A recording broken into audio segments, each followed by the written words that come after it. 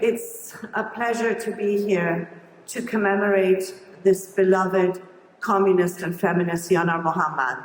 On the 1st of March, the day before she was killed, she called for accountability for sex trafficking and for ISIS's crimes against women at a conference in Baghdad.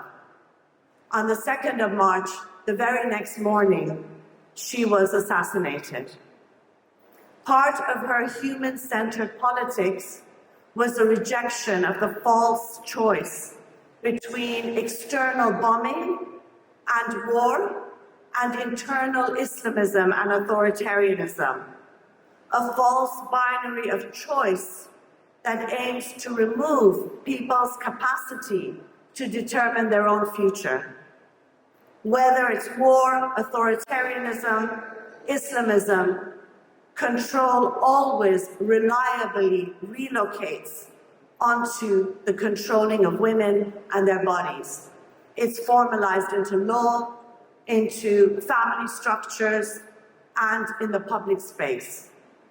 Personal status laws in Iraq, in Iran and Afghanistan, or compulsory veiling are not trivial. They are declarations of how authority will be organized through the regulation of women's bodies for the control of social reproduction itself.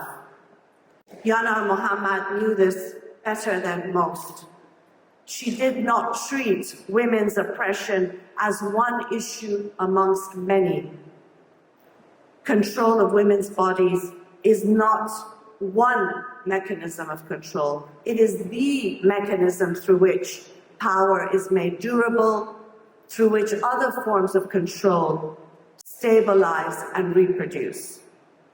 She understood that any movement that postpones women's liberation is not just delaying it, but it is preserving the structures it claims to oppose.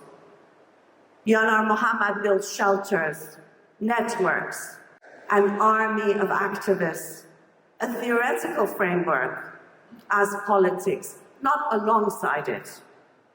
For decades, she built structures that made it possible for women to live outside of systems of violence, where states and institutions refuse to address. She did this under occupation, under Islamism, under threats, and at great risk, against all forms of power that depend and survive on women's oppression. The people in Iran are today faced with a similar false choice: external bombing or internal repression. But as Yanar spoke so eloquently so many times, these are not real choices, but a political construction that removes society, that removes the worker, the student, ethnic and sexual minorities, women as a third force, which Yanar represented. Bombs do not dismantle oppression, it arranges it under new conditions. Internal authoritarianism maintains itself by tightening control, most visibly, most fundamentally, through the control of women's bodies as a means of controlling all of society.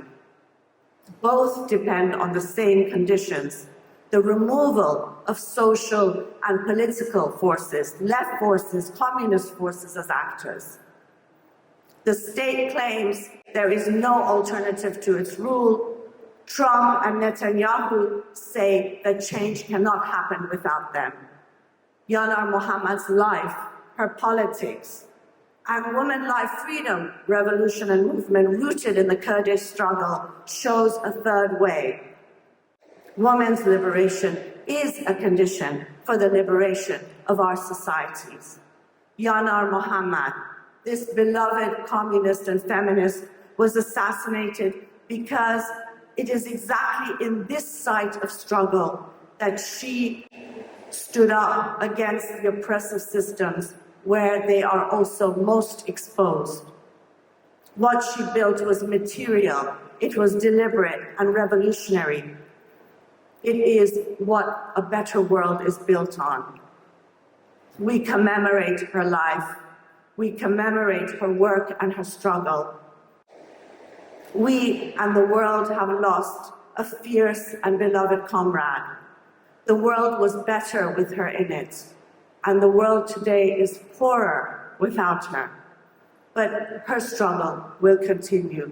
Long live Yanar Mohammed.